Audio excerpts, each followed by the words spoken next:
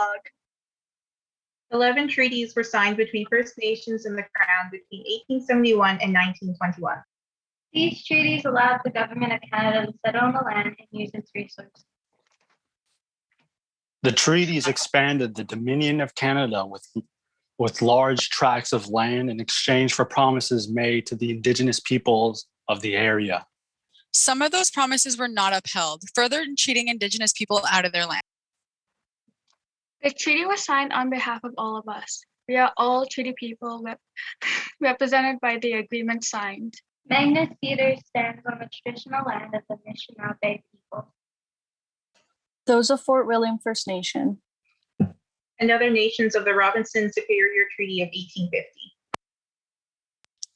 This land also hosted an early settlement of Métis people. It's also important to acknowledge, especially in the age of the environmental crisis, that the land is a vital part of Indigenous cultures, and that we cannot move forward with reconciliation without ensuring the protection of the land. So as long as you acknowledge that it's stolen land, you don't have to do anything about it? I don't think you understand. Let me show you. Hey friend, what's your name? Cool, I was wondering if I could borrow your water bottle. Thanks. I'm going to use this water bottle, but it's okay because I'll acknowledge that it's Brooke's water bottle every time I use it. Scene 1, blackout. Lights up to reveal an Indigenous family sitting outside. The colonizer approaches. Hey friend, me and my family recently moved to the area and we're wondering if we could stay here for a bit. Indigenous person indicates non-verbally that they don't understand. Thanks. Colonizer walks away, leaving family visibly confused. Colonizer and others like them suddenly enter and begin settling until nothing from the previous set is left but family. Extras bring colonizer costume pieces, transitioning them from colonizer to Father Michael, a priest, as they walk towards family. Parent is dragged off in pantomime. A drum beat. Children are passed through a colonial assembly line, orchestrated by 3 figures wearing white full-face masks and black robes, until civilized clothing has been placed over their previous outfits. The braids are cut from their hair. Behind the 2 children from the colonization scene stand Mary and John in uniform, who take their places. Mary manages to keep a medallion of cultural significance, tucking it inside her dress for safekeeping. While this happens, the set is changed to a classroom and a large cross is lowered from above. Children finish the assembly line and are pushed into chairs, surrounded by other students. All are visibly shaken. Father Michael walks amongst the rows of students. The regulations are as follows. The bell rings at 5 a.m. when children rise, wash, dress, and are made ready for their first meal. At 5:30 they breakfast, after which they assemble in a large schoolroom and unite in reading scriptures, singing, and prayer. From 6 till 9, the boys are employed and taught to work on the farm, and girls in the house. At 9, they enter the schools. At 12, they dine and spend the remaining time till 1 in recreation. At 1, they enter the school, where they are taught till 3:30, after which they resume their manual employment until 6. At 6, they dine and again unite in reading the scriptures, singing, and prayer. At 7, the younger children retire and the seniors recommence classroom instruction. At 8, all senior pupils retire. No pupil will speak any language other than English or French. Pupils will not speak to any member of the opposing sex. Pupils will act according to the Christian faith and participate in worship twice daily. Pupils will wear uniforms as supplied. Violations of these regulations will be severely punished. Continues to speak in pantomime. Uju, Anin Ajayayan. Ningerkaj. As they speak, Father Michael creeps closer. They notice him at the last moment. He slaps a book out of Mary's hand. Are you listening? You are here to learn, not speak barbaric gibberish. Siblings nod, terrified. Mary looks confused. Father Michael grabs her and pulls her off stage. Your disrespect has just earned you an extra hour of chores. Scene 2. Students begin to scrub floors. Hey, what's your name? I'm Eve. I'm Mary. This is hard. I've never had to scrub a floor before. You'll get used to it.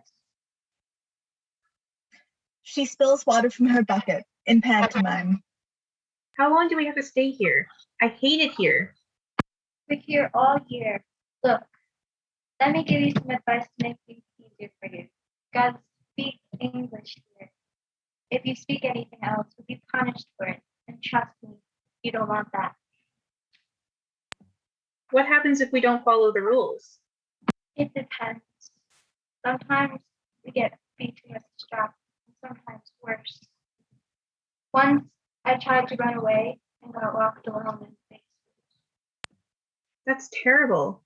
Do you have family here? My brother's here, and he's only 10. We've never been away from home before, and I really need to see him. I had a sister, but she's gone now. You won't be able to see your brother. Girls can't talk to boys. Ever? You can never talk to boys, or you'll be punished. You have to stay away from him until the end of the year. I'm really worried about him. There must be some way to see him. Can't. Those are the rules. There's nothing you can do about it. Are you sure? There must be some way. There's no way. Well, what if I... No. It's better if you try not to think about it. The punishments here, they can be pretty bad. What if I sneak away to see him during recreation time? Boys and girls are outside together, right? Well, yes, but it's too risky. You'll get caught. I'll find a way. As an aside to the audience. Ichimadu, creator, help me find the right time to talk to my brother. Scene 3. Lights up on a lunchroom. Boys on one side, girls on the other. Mary and Eve sit together.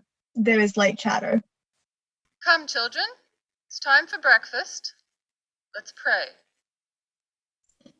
Everyone joins hands. These thy gifts, which we are about to receive from thy bounty, through Christ our Lord. Amen. Mary looks for John, but is interrupted by food being placed in front of them. Quiet! Your meal has been served, and I don't want to hear anything while you eat. Children should be seen and not heard. She spills food on a student. Ow, that's hot. You should be grateful that God has even granted you this meal today, instead of nothing, like yesterday. But, sister, how can I eat if it's all over my clothes? Eat it, or there will be no food for you. May I have another, sister? Please? I need to eat. I'm hungry. I haven't eaten in days. How dare you speak to me that way, you filthy savage? She slaps the student. Students are shocked. And not a word from any of you. The nun crosses to her own table, where she eats a much better meal. Why don't they have to eat what we eat? Has that girl really not eaten in days? Eve raises her finger to her mouth. Mary picks at her food. Ugh, this is so gross. Students nearby glare at her. Don't say that. We're not allowed to complain. If they hear you, they'll beat you real bad. I'm starving though, so it doesn't really matter how bad the food is, I guess. She eats quickly, finishing before everyone else. Child, don't you know not to eat so much, so quickly? Shame on you for being so gluttonous, you disgusting little girl. Gluttony is a sin. I'm sorry, sister. Next time, you will be punished. Now, children, it's time to practice our prayers. Stand. Our Father, who art in heaven, hallowed be thy name.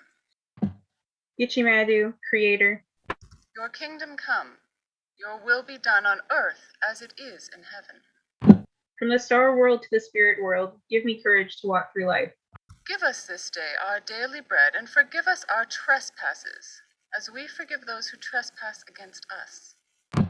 Please make sure we have something to eat every day and forgive the bad parts of us. Lead us not into temptation, but deliver us from evil. Keep them from finding out when John and I see each other, and protect us from evil. For thine is the kingdom, the power, and the glory, forever and ever. Amen. You are the one that guides me forever and ever. Scene 4. Children are outside during recreation time. They are separated by gender. Did you hear about the group of younger boys that tried to run away last night? Yeah, I heard one of them got sick. I heard the nun say that he's going to die. Oh no, I haven't seen my brother today. What if it's him? I have to find him. Lights up on an infirmary. A hospital bed is center stage. Mary creeps in. John? John looks up. Oh, John, are you all right? What happened?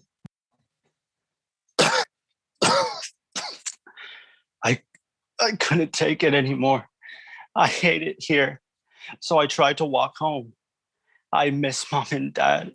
I miss speaking our language. I don't want to be stuck here with all these white people anymore. Well, of course you don't, but we have to stay here. That cough sounds bad. Not as bad as what they did.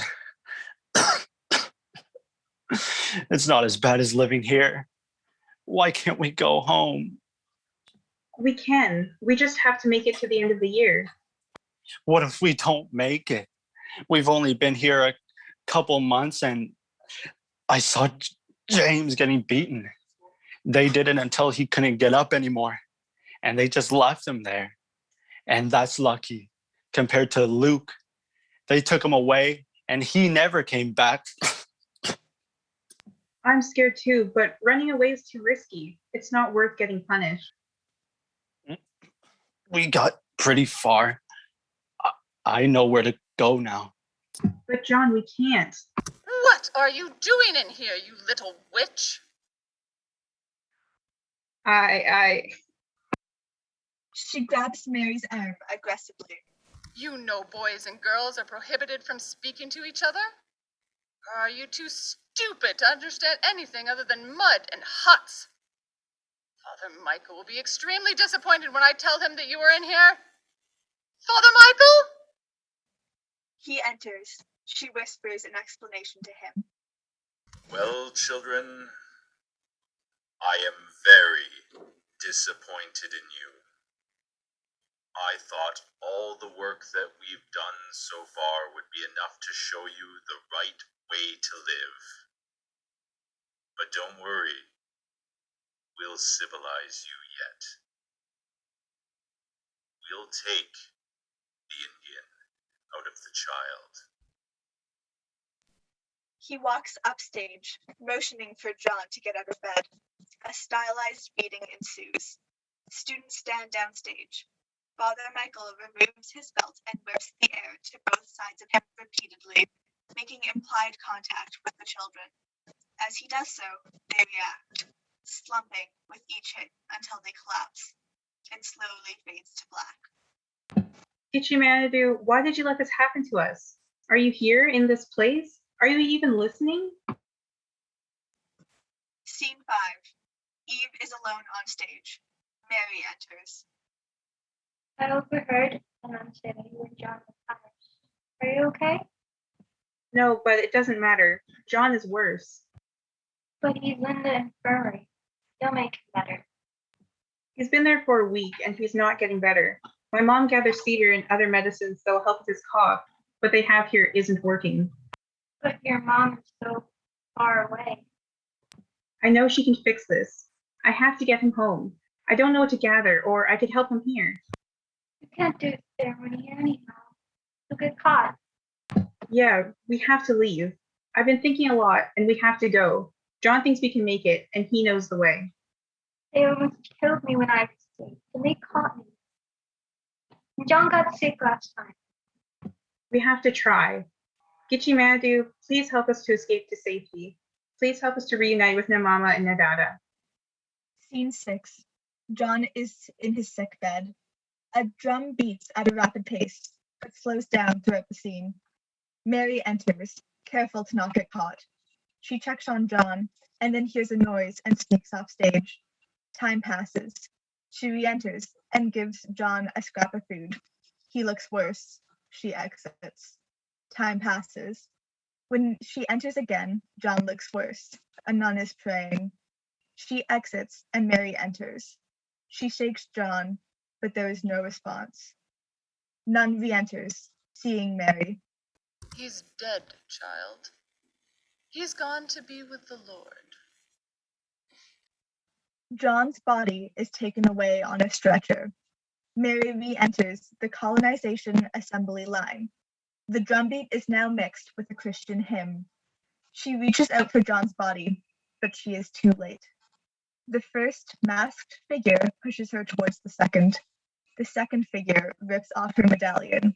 The third offers a Bible, but it is rejected before Mary tumbles to the floor. Scene 7. Gichimadu, I'm not sure you can find us here, but I need you. A nun enters. Mary is interrupted. Come now, child. It's time for you to clean the dormitories. I don't want to see any wrinkles on the beds. Making a bed in pantomime. Gichimadu, please, I need help. This place is... Eve enters. Hurry up and finish, Mary. You're gonna be late for Mass. An altar is wheeled out. They're at Mass. Gichimadu, God, if you're listening, please give me a sign that you can help. I miss my brother so much, and I haven't eaten in days. I don't think Gichimadu can hear me, but the nuns say you can. So please give me a sign. Blackout.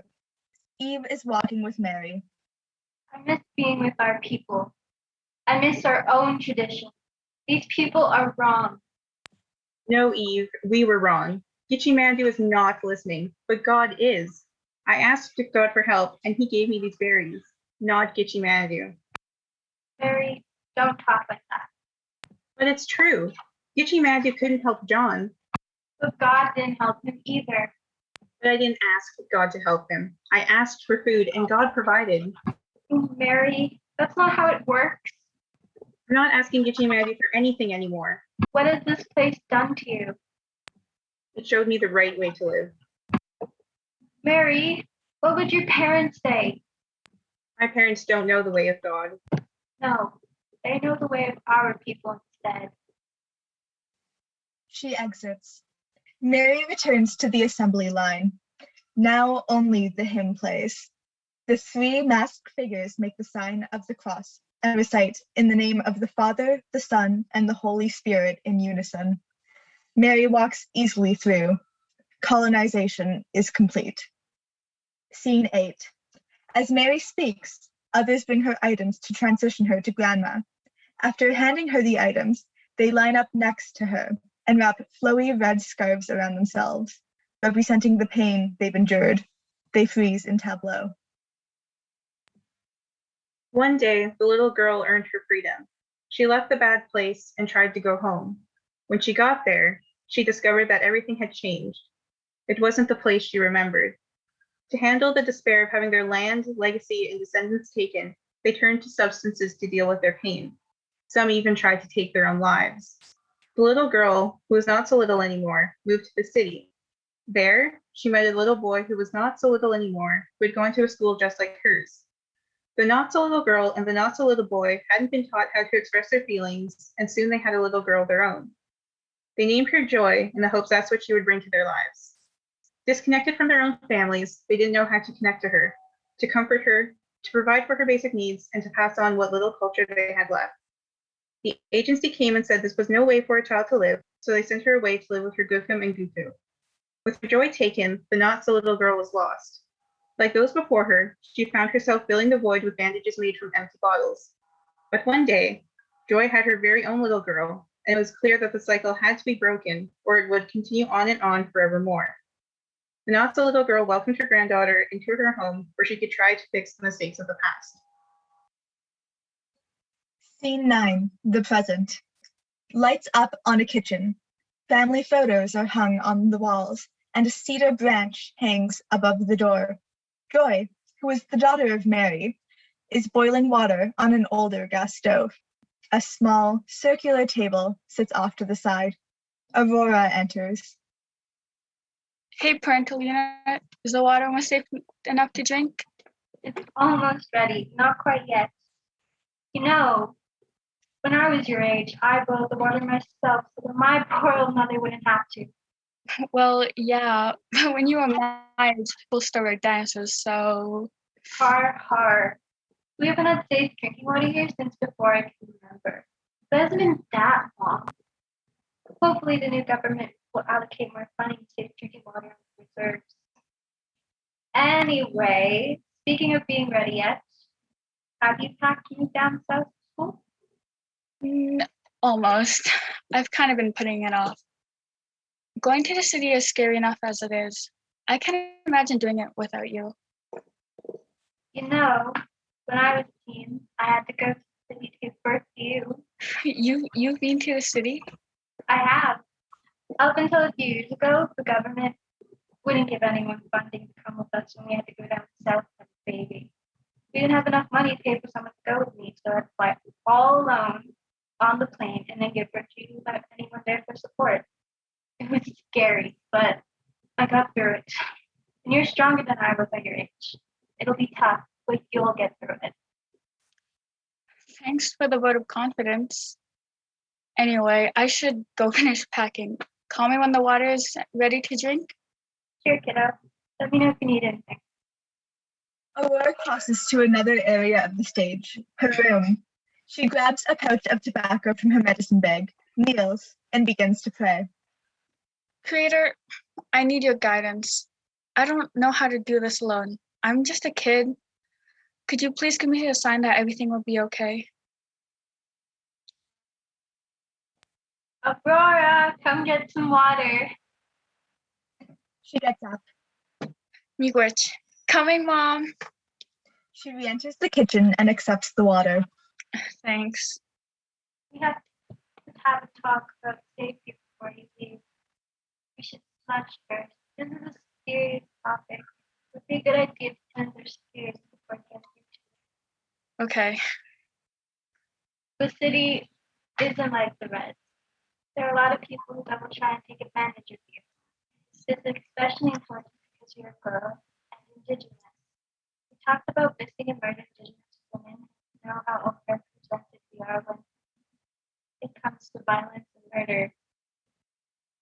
An Indigenous female is 6 times more likely to be killed than a white female, so you need to be smart. If someone seems off to you, trust your gut. Make sure that you never walk in dangerous parts of the city, especially not at night. You also need to stay away from drugs and alcohol, okay? You're going there to learn. Drugs and alcohol will just put you in dangerous situations. Well, that's comforting. I'm not saying this to scare you. I'm saying this to keep you safe. If you have any problems, you can always go to your cookbook or your teachers. They're there to help you. Okay. Thanks, Mom. I'll keep that in mind. Good. You should finish packing at the front. You have a big day ahead of you tomorrow.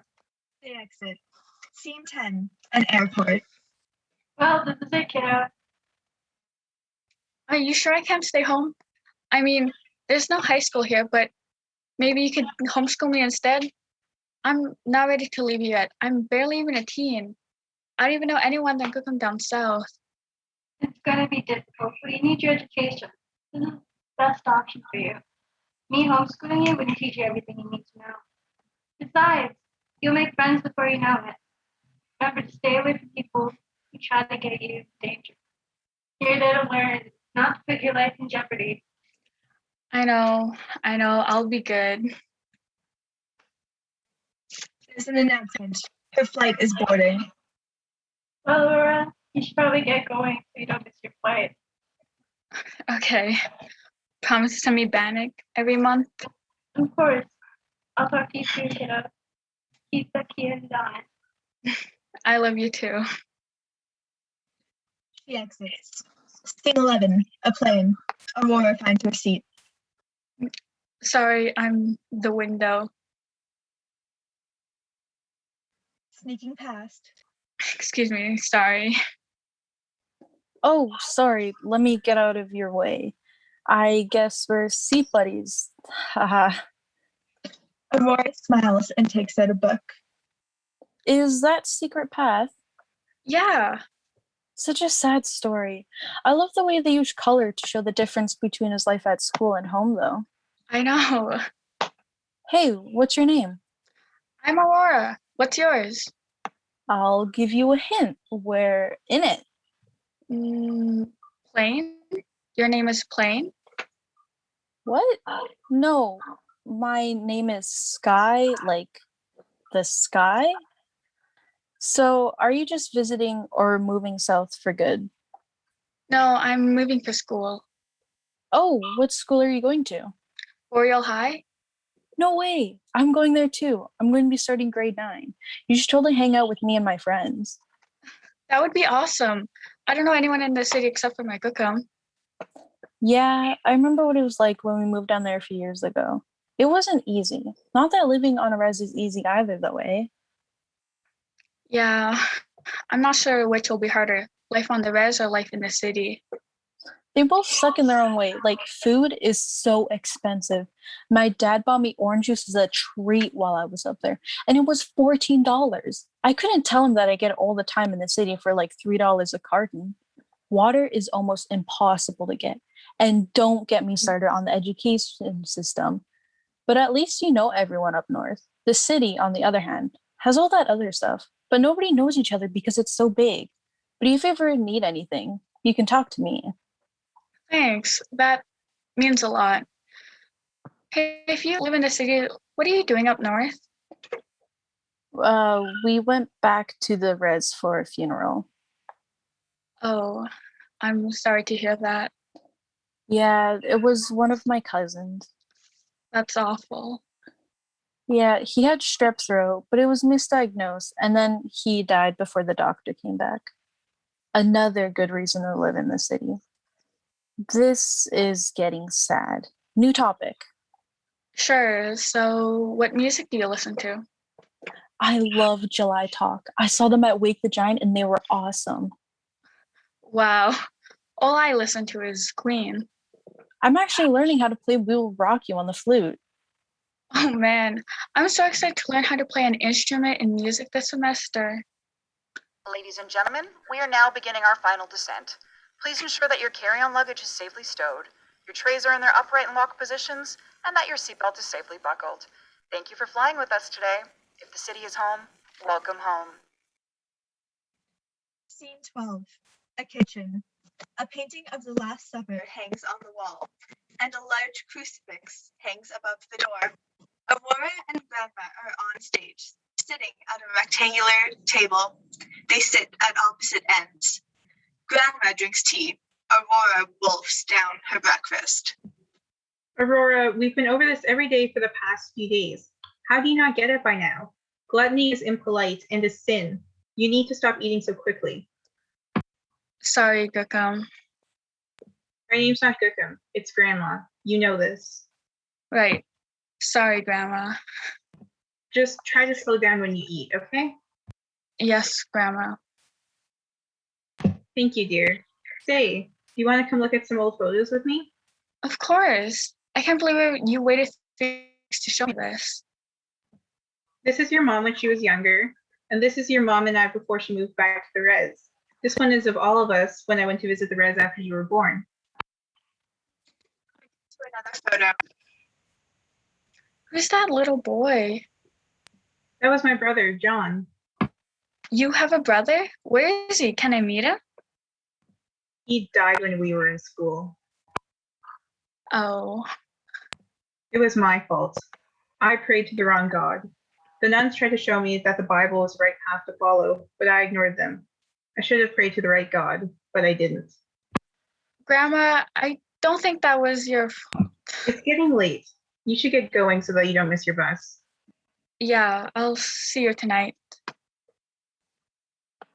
Scene 13, a bus stop. Aurora enters.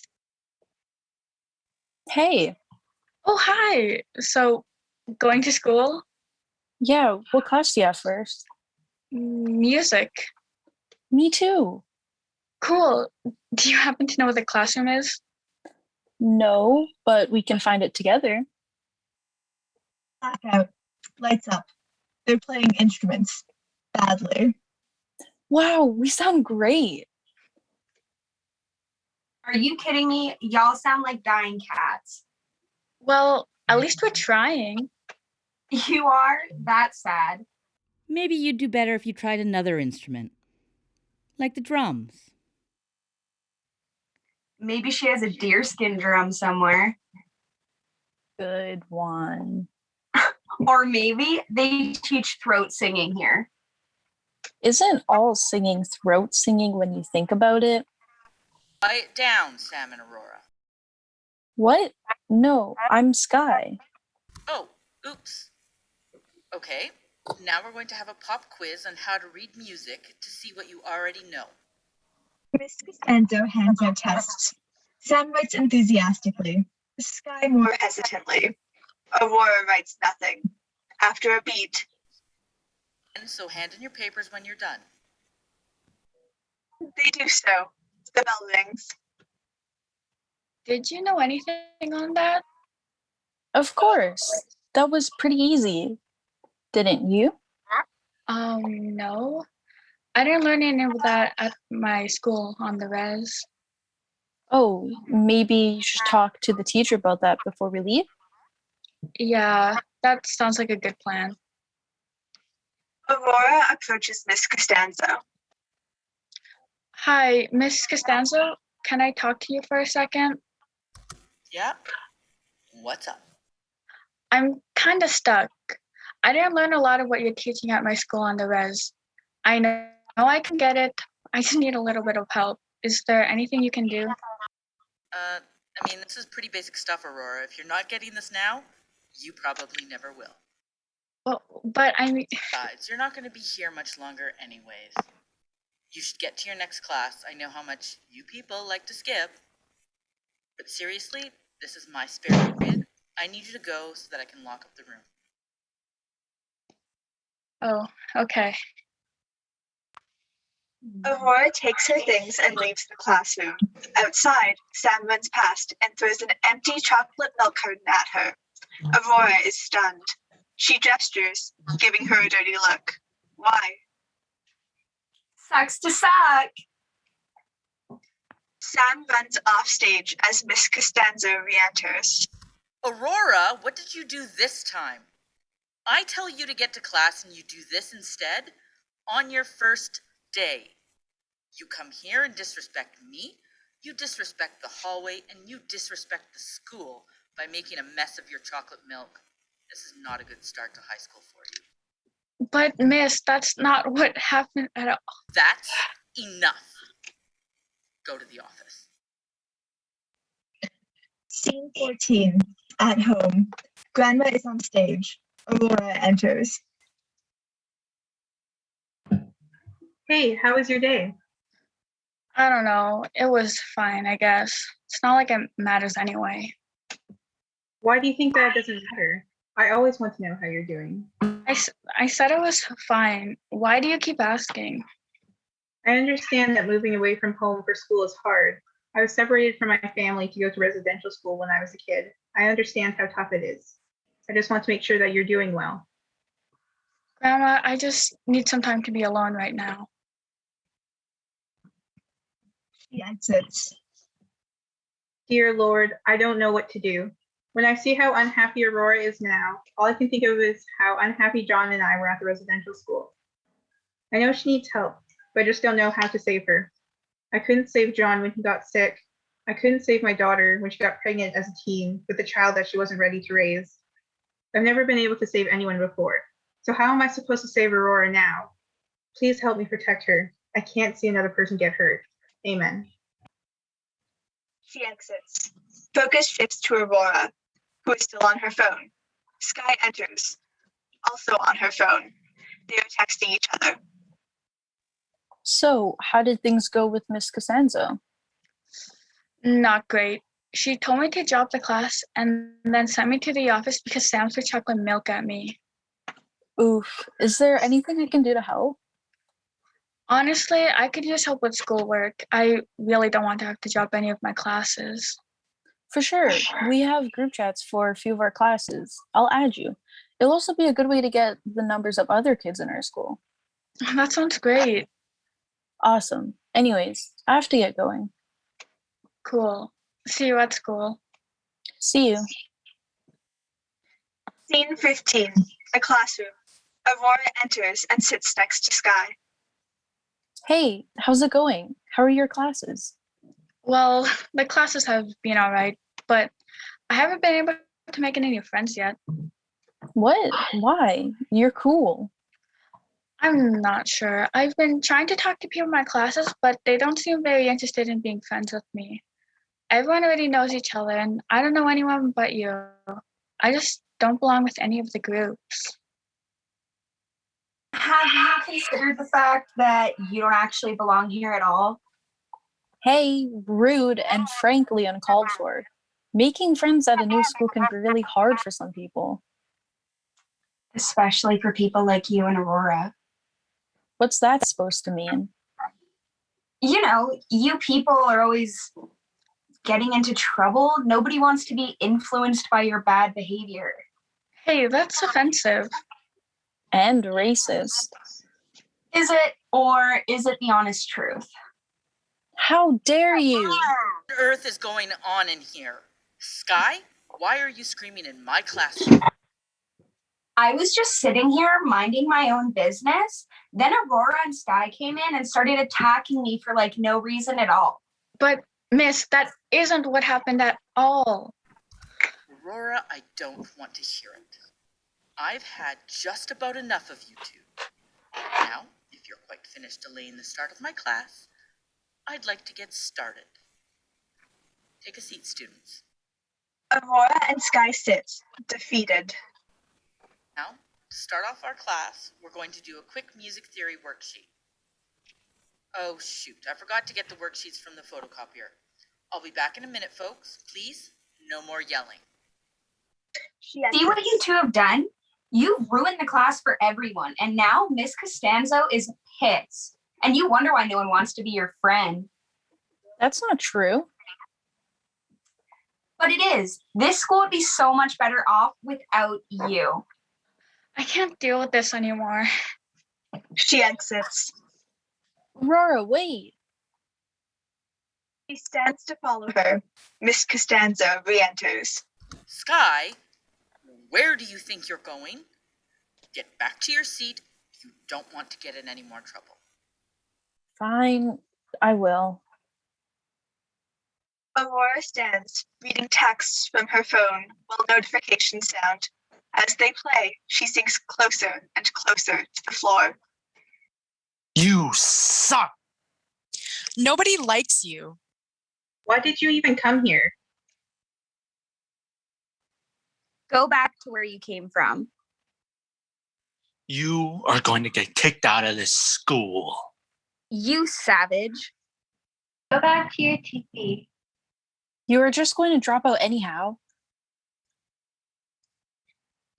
Scene 16. Aurora sits with her head in her hands. Miss Turner approaches. Hey, what's wrong? Why are you not in class right now? Well, You can tell me. I left music class because I hate it.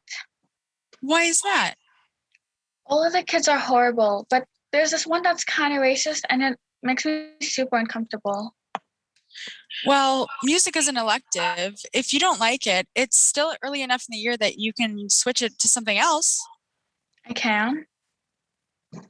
Of course. Who would want to be in a class that makes you feel bad about yourself? I suppose you're right. I can take you to see the guidance counselor to talk about switching your classes right now if you'd like. Okay, thanks. They exit and re-enter in the guidance counselor's office. Do you have a minute? I've brought you a new student, Aurora, that would like to find out her options for switching classes. I can always make time for our students. Come on in. Take a seat. Miss Turner exits. How has your transition to high school been? Honestly, it hasn't been going very well. Well, that's unfortunate. Why don't you tell me about your time here so far? I don't even know where to start. There's been a lot going on these past few weeks. Start wherever you want to, with whatever you think's important. Well, I haven't made any friends since I've been here. I don't really feel like I belong here. I'm also having quite a bit of trouble in one of my classes. There's this one student who is a bit of a... It's okay if you're having trouble in your classes. Some classes move too quickly for some students. But you can always drop down to the lower level to make it easier for you. How do you feel about that? Well, it doesn't have to do anything with the coursework, and I don't think there's another level for music, is there?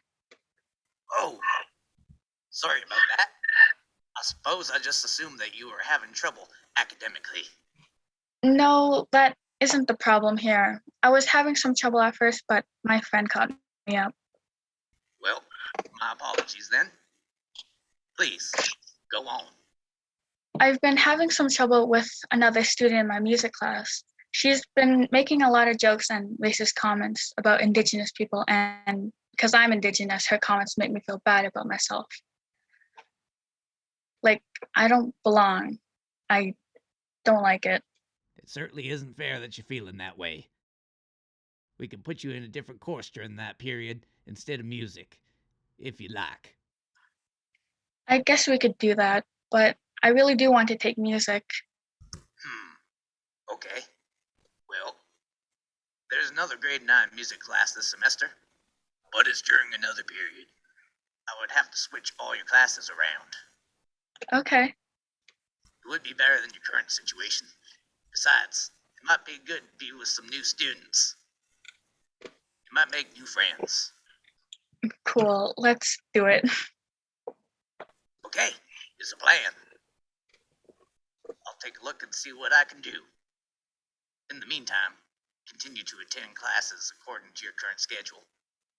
Come back at the end of the day, and I should be able to print a new schedule for you. Great. Thanks for your help. Of course. That's what I'm here for. Scene 17, a classroom. Miss Turner is already on stage. Aurora enters. Oh, good morning, Aurora. I was happy to hear that you'll be joining us this quadmester. Me too. I really like English. Awesome. There's an empty desk up front that you can take. There's a lot of nice students that sit up there. Thanks. And we're going to be starting a new project today, so get excited. The bell rings. Students enter and sit. All right, folks. The new project we're starting is on Indigenous poetry. It is going to be done in pairs. Your work with your seat buddy. Aurora looks at the empty seat beside her and starts to raise her hand. Sam enters. Sorry I'm late. It's okay. Just don't make a habit of it. I won't. You're just in time to get started with Aurora. Oh. Great. You need to pick a theme in one of these poems on the list and research it to expand your understanding of the context. We could do something by Shakespeare. No, it has to be an Indigenous poem from this list. Oh, are there any poems about drinking under a bridge? I don't understand. Can you explain what you mean? Whatever, just pick one of these. All right, this one. How about I Lost My Talk by Rita Joe? Whoa, what's this about? residential schools, the poet talks about how she wasn't allowed to speak her language, but she wants to reclaim it so she can connect to her original identity. Oh, can you people just get over it already? Move on. It's hard to get over your culture being stolen. Do you even know what happened in the residential schools? Yeah. You guys actually had to do something and you couldn't just sit around the res. You don't know anything about us. Do you believe everything you hear? Well, my parents said... Said what? Nothing. No, what? Go on. They said that the residential schools were the only thing that made you people normal. That's horrible. Why? Isn't it true? We were normal before the residential schools. It's the schools that effed us up. How though? They took my ancestors away from their homes. They stripped them of their culture, abused them, and some even died. They think more than 6,000 students died, but the records were so poorly kept, if they were kept at all, that they don't even know the real number. Those kids meant so little to the people running their schools that they didn't even bother tracking who died and how. I didn't know that. Well, that's not surprising. We don't learn very much about it in school. I guess I don't know much about it at all. Yeah. Look, imagine that you were in grade 1. A man shows up at your house and tells your parents that they'll go to jail unless they send you to a place that will abuse you if you speak English, talk to your family, or try to go home. You have to stay there for months without your family, and you're just a little kid. So, yeah, it effed us up. Maybe that's what we should research. Yeah, okay. They begin to research. Time passes. The bell rings again. Students rush to leave. Presentations start next week. Work together to get it done.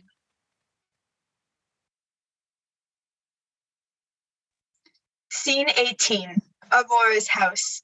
Sam and Aurora are working, using their phones.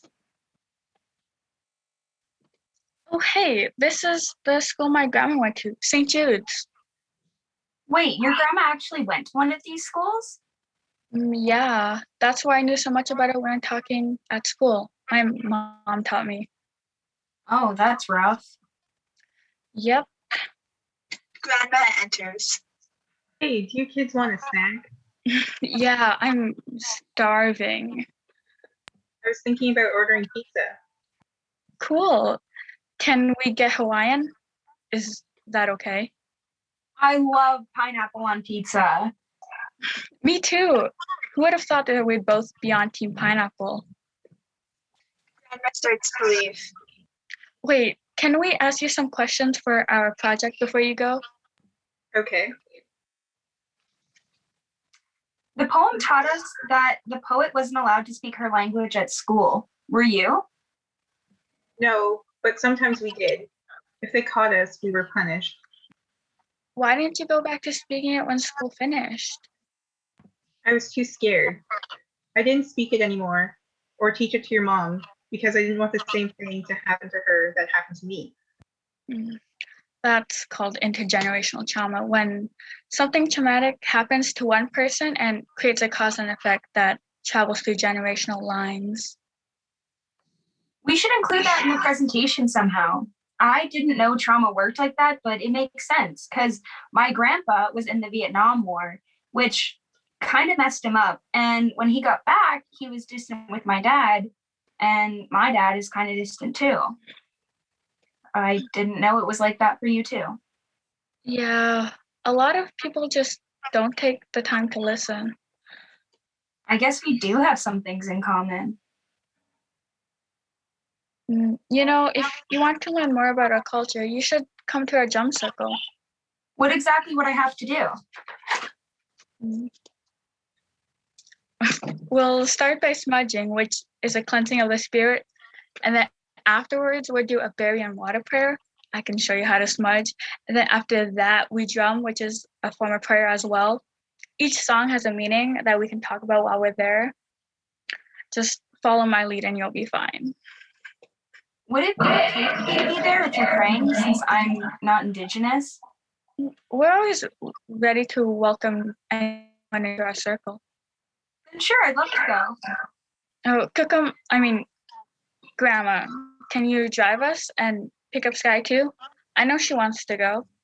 You know how I feel about that kind of thing, but I guess so, if you can't find another way there. Sam gets a text. Oh shoot, it's my dad, I gotta go. Maybe we could talk about this another day? At that bookstore with the coffee shop? We could look for more Indigenous literature. Sounds good. We'll pick you up for the drumming circle around 6 tomorrow. Scene 19. The sound of many drums is heard. Lights up on an intergenerational drum circle. Grandma stands off to the side, alone. Okay, let's take 5 minutes to rehydrate. Cookum, why don't you join us? There are extra drums. It's bad enough that you made me come to this. I'm not comfortable here. This culture isn't right for me. I know it's hard for you to reconnect with this, but can you please try? For me, it's your culture too. I just need some time. I'll watch, but I can't join yet. Okay. She returns to Sam. So, how are you liking this so far? I love the way the drum feels. Yeah, a deerskin drum really isn't something that belongs in a music class after all, eh? Oh, I'm sorry about that. I was a jerk. A racist jerk. Yeah, well, I'm glad we're friends now. Me too. Sky joins them. Hey, I grabbed you a water, Aurora. What about Sam? What about her? She's here too. Maybe she shouldn't be. Look, I'm sorry about the way I acted before. It was wrong of me and I just needed to learn more. Yeah, Sam's cool now. All right, as long as you say so. Do you want a water? Scene 20. Aurora and Sam are sitting at a table, drinking hot beverages. A stack of books is in front of them. I did nothing but watch Netflix the whole time. I binge watched all 3 seasons of Stranger Things for like the 7th time. Stranger Things is awesome. The internet wasn't good enough to stream things on the res, but it was one of the first things I watched when I moved down here. 11 is my favorite. I totally ship 11. They laugh, and after a pause, they begin to flip through the books again. What about this? And here it talks about the red dress movement and how it's symbolic of the missing and murdered Indigenous woman. We could wear red dresses when we present. Yeah, that's a good idea. Hierdigard approaches, interrupting. Hey, did you kids pay for those? No, not yet. We were just looking through them to see if we wanted them. Yeah, right. I've seen your kind try to pull that one before. Teenagers? No. Her kind. I don't understand. What do you mean? Natives. Okay, look. You can either pay for this right now, or I can call the cops. What? That's not fair. Everyone has books in here. Yeah. That's enough out of you. Out. Fine. What? Like, that's not even... No, it's okay. I'm used to it. This isn't the first time I've been kicked out of a store for being Indigenous. Okay, I'll just pay for these and then I'll be right out. What is your policy on determining the difference between theft and casual perusal? We have some manuals in the back, or you can look it up online. But it doesn't really matter. Well, it kind of does if you're going to kick my friend out. She was acting against our policies. Then why wasn't I kicked out too? Well, you weren't doing anything wrong. We were doing the same thing. You're not like her, though. We're both teens. We both go to the same school. How are we different? If you keep talking, you'll get kicked out too. Now go pay for those. Sam gives them a dirty look and exits. Aurora walks downstage. She waits, with her arms crossed tightly against her chest. Blackout. In darkness, We hear the sound of a car pulling up. A car door opens. There's a struggle. We hear the sounds of heavy breathing and an attempt to flee. A car door is slammed closed. Lights up. Aurora is crouched in a defensive position. After a moment, a number of red dresses fly in. She stands and makes her way off stage, weaving in and out of the dresses as she goes, as if she was caught in rapids, or perhaps lost in a crowd. Sam enters. She glances around in darkness for a moment, but no one is there. Her breath is visible from the cold. After a Aurora? beat, her question lingers for a moment. Blackout. Scene 21, the near future. Lights up on a vigil. We see candles. Sam and Sky face downstage as other students gather, backs to the audience. Are you sure we can do this? We have to, for Aurora. You start. They're waiting for us to say something. Okay, hi. My name is Sam. Hi, Buju, Sky, and Indigenous, and Aurora is our friend. I never knew anyone Indigenous before her, so I guess I believed some things that weren't true because I didn't know any better. I thought all Indigenous people were the same, that they were lazy and drunk or high all the time. I thought that people from up north couldn't fit into civilization, that it was all teepees and powwows. I didn't think someone from a reserve would be so much like me, that they could fit in here, in this school.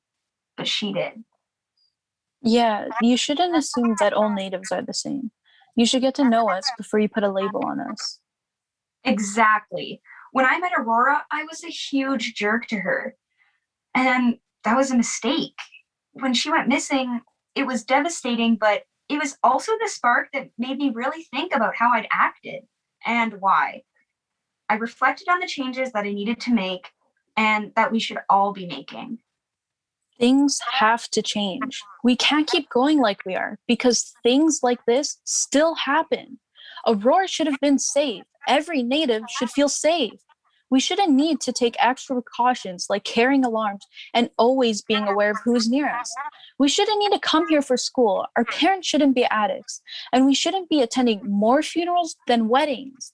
Statistics say that an Indigenous woman is more likely to be sexually assaulted than to graduate high school, own a house, or live past 55. Is this the Canada we want to live in? Is this the Canada you want to live in? It shouldn't be any more difficult to be Native than it is to be white. It's not an Indigenous problem. It's a Canadian problem. We need to work together to find a way forward, a way towards the country we should have always been, a way home. We need to recognize our history to make sure it never happens again. Buju, I'm Aurora's grandma, her Gookum. Aurora is really special. She changed my perspective on things and helped me to come to terms with myself. When she went missing, I was lost too. It was very difficult. I wasn't sure what to do when she didn't come home. We are Indigenous, so I didn't know how to get the help we needed. The racial stereotypes about us made me think that people would say she was just acting out, but I knew that wasn't true. That wasn't Aurora. She would never disappear on purpose. I didn't go to the police because I didn't know what to say to make them believe me. Instead, Sky's mother took me to ONWA, the Ontario Native Women's Association. They help the families of missing and murdered Indigenous women, and they encouraged me to file a report. Since she's been missing, I've tried to connect with others from my culture. I'm trying to be proud of who I am for her. I hope you'll join me in asking Gitchi Madhu, the creator, to watch over her, wherever she is. Thank you. Aurora is my baby. Be honest. Before she came here, we talked about safety in the city. I guess you can never be paired enough though. If someone is determined to harm you, they'll harm you. I just feel so angry about all this. This system is broken. If Aurora hadn't needed to come to the city for school and could have gone on the red instead, she'd still be here. I wouldn't be staying up late at night, waiting for a text that may never come. I wouldn't refresh news websites, afraid that I'm going to read that they found another body in the river. No mother should have to go through this. No one should. My entire life was spent trying to reclaim my culture so that I could pass it on to my daughter, and now she's gone. Our legacy and our understanding of who we are as people may be at risk. I'm grieving, but I'm also livid, and yet somehow hopeful as well. I'm sharing this story so that you can take it with you and pass it on. I'll do this so that others may not have to go through what we have gone through. We're doing this for Aurora. This is truth leading into reconciliation. In Aurora's honor, we are starting a movement. We need to work to fix this together. I and Sam each dip a hand in red face paint, pressing the hand over their mouths to leave an imprint. They then raise the painted hand. This represents the missing and murdered Indigenous women. We want to raise awareness about the epidemic of Native women going missing or being killed. The red hand symbolizes the voices of these women being silenced, but they aren't the only ones who can feel voiceless. We want to make sure that everyone has a place to speak in our society. The silenced, the Native people of this country need to be heard. We are starting this movement on behalf of all Canadians. I want to use my voice to amplify others. And you can too. I'd never thought about reconciliation before Aurora went missing, and I didn't understand its meaning. Now that I have, I know that reconciliation is important for the well-being of this country and all its citizens. The broken relationship between Canadians of all races must be fixed. The residential school system broke our culture. Senator Murray Sinclair, the chairman of the Indian Residential Schools Truth and Reconciliation Commission, said, "Education is what got us into this mess. The use of education, at least in terms of residential schools. But education is the key to reconciliation." Learn about the real history of this country. Once you have more knowledge and understanding, you can create change. Be an advocate, lobby the government, add your voice to this movement. We must work together toward reconciliation. You can start small. Choose your own acts of reconciliation. You can learn a greeting in a local Indigenous language. Lights up elsewhere to show a student. I'm taking Ojibwe classes in school. Boozhoo! If someone says something stereotypical or racist, speak up. An Indigenous student walks by. Where's she going? Don't we have class? Probably to go drink on the path like every other Native in this school. You know that's just a stereotype, right? Consider the words you use. You guys are my tribe. Don't call your friends a tribe. That sleepy otter is my spirit animal. Don't say that things are your spirit animal. Spirit animals are sacred in many Indigenous cultures. Start a conversation with a friend about an Indigenous issue in the news. Did you see that a 12-year-old Indigenous girl and her grandfather were arrested in Canada just for trying to open up a bank account? They accused them unjustly of using false ID. The police came and handcuffed them both. So unfair. That never would have happened if they were white. Choose your own act of reconciliation. Students enter, one at a time. Learn why headdresses are not appropriate. Don't dress up as Pocahontas for Halloween. A culture is not a costume. Listen more and talk less. Attend a cultural event, like a powwow. Find the Indigenous Knowledge Center at your local library. Learn about Indigenous heroes. How about Dr. Nadine Caron, the first First Nations woman to become a surgeon, or Indigenous NHL players Carey Price, Jordan Tutu, or Kyle Chipchora? When you're traveling, know whose land you're visiting. That fish you're going to catch this weekend? Learn the Indigenous word for it and the local teachings about it. Understand that reconciliation isn't about feeling guilty. It's about knowledge, action, and justice. It's about listening to our stories. It's about working together. We must consider the teaching of the sweetgrass braid. Individual strands are weak, but when braided together, they are strong.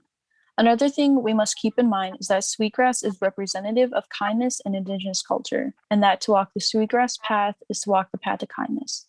In order to achieve reconciliation, become stronger as a society, and better the lives of Indigenous and non-Indigenous people alike, we must all work together and walk the path of kindness. Reconciliation is now in our hands.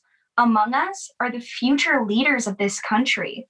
We are the ones that will make important decisions about reconciliation. Now that we know the terrible mistakes that were made in the past, we must do better. We have to fix this, and it starts with each and every one of us. Assembly line returns. This time, it's a decolonization line. Mary/Grandma moves through it, moving from the third masked figure to the first. As she does so, she holds up a hand in the direction of each, and they plunge to the floor. The last masked figure holds out her medallion, which she takes and lifts longingly over her head. The drum plays again. Chimigwe. She is joined on stage by Aurora, wearing a red dress, and Joy. They join hands and look directly at the audience. It is a challenge, a call to action. Fade to black.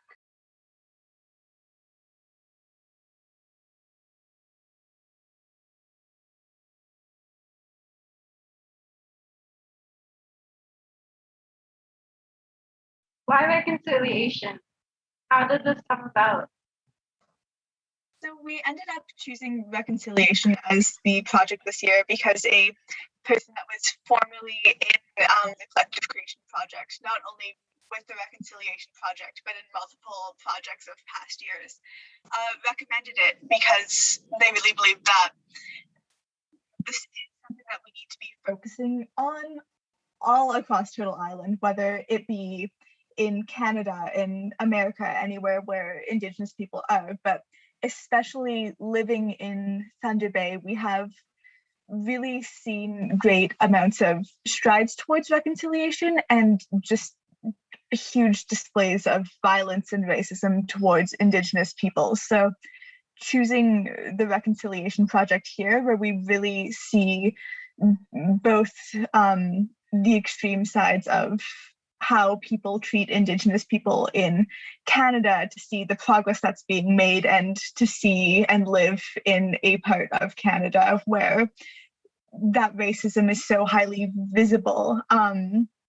This project should be considered everywhere. Talking about reconciliation should be considered everywhere. And it is essential all across Canada, all across America, but in Thunder Bay specifically, we have so many Indigenous people. We have such a strong history of violence and racism here, and this needed to be what we talk about. What does Azhen mean? Azhen means to take something back or to return something. And so when we were coming up with our title, we wanted so our title is Stolen Azhen. So it starts with stolen, and then our word Azhen means to take back. How long have you been working on this project? We have been working on this project since May to late October in 2019, and we ended today, which is June 3rd, 2021. Basically, I was starting grade 11 when we first started it, and I am now graduating in a couple days.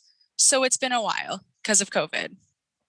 Did you know about all the things in this play before you began this project? So I actually didn't know about a lot of the things that we put into the script at the beginning when we were doing our research. We always start these projects by doing a lot of research on the topic that we're going to be writing about, and then we start writing in in the winter. We're writing all throughout, but we mostly start then. And when we were in our research stages, I was just shocked at all these things that I was learning that even me living in modern society, I hadn't learned in school. And there's so much in this play that unfortunately we don't learn in our school system now. And especially in the past, they had just started teaching it with us, like with teenagers in our kind of generation. But even the generation before us, a lot of them had no knowledge of residential schools until it started to come into the mainstream media recently. So yeah, no, I had no idea about all the terrible things that had gone on at the residential schools and just what an impact it had made on our society and the country as a whole until I'd been part of this project. Where did the inspiration come from? The inspiration came from a lot from research and a lot from the experiences of ourselves and the people that we know that are Indigenous or people of color, or just the culmination of all of our different experiences because of what our culture is or what our race is and how we are perceived. Overall, it was a lot of research, but some artistic license was used too. We took out books from the library. We had so many papers and highlighters just sprawled across the floors before the writing stage, and workshopped that together at the beginning of the project in 2019, really early 2020. But yeah, a culmination of just personal experiences of others, and research. What challenges did you have to overcome during this project?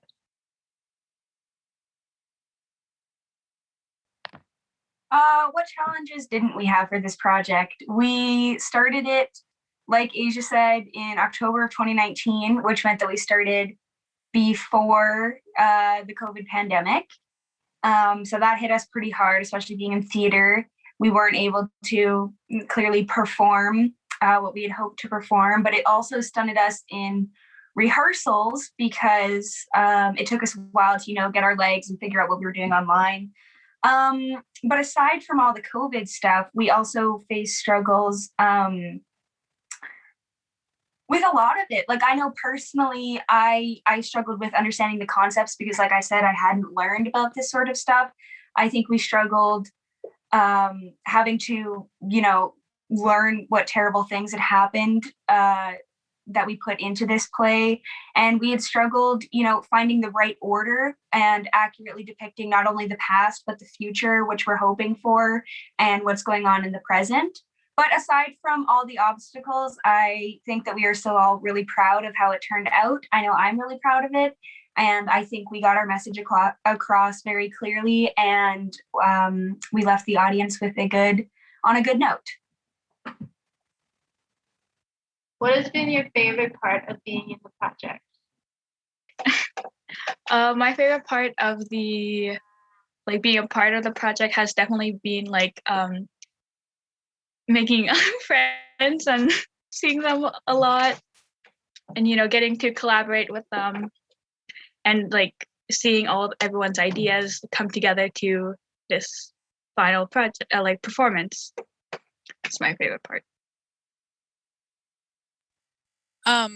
I would have to say that my favorite part about being in this was definitely the writing part, because I personally have never written a script before. I am very much into acting, I'm going to college for it, all that, but I'd never really written or helped write a script before, and it was nice experience for if I ever did have to write a script. I also do, I do miss being in person with everybody, because that was just no experience I've ever had before. And it was definitely top 10 favorite things about being in this play. I would say that my favorite part of being part of this project was probably just getting to interact with such a wide variety of people, getting to just learn from others' experiences, hearing other people's, stories and opinions. Magnus is just a really great place to get a bunch of different people together and just learn from other people's lives and backgrounds. And I have actually been in the Magnus program for the past 3 years. This is my last year. And it's always just been a nice, safe space where everybody can just come together and, share their ideas and their thoughts and learn from others with no judgment and just a nice place to be and to learn and to act and be yourself. And I think that was my favorite part. My favorite part being in this production was probably like meeting the new people and learning. It's so fun. For me, it was really about learning about like just what happened to a victim of such a thing, and like not only the victim themselves but also like the after, like their families and all that, because fortunately my family had never really been involved in residential schools. My grandma, I know, and all her sisters and brothers, they were strong enough to fight such things, and they luckily avoided that. So I'm really appreciative of that. But we never, well, I mean, I never fully understood such like horrible practices. So it was really interesting about learning all of this. So that's me. My favorite part from being a part of this production and just being a part of it is being able to meet some new people that like I still talk to this day. And I also really liked doing some research and finding out like new things that I didn't know beforehand about residential schools. And it was also fun trying to put the script together. Took a while, but I mean, we got through it. That's all. I definitely have to agree with Asia and say that my favorite part of the project has been the writing process. It was a new experience to me, and it was something I really enjoyed doing. And of course, I enjoyed meeting everyone. It's absolutely wonderful.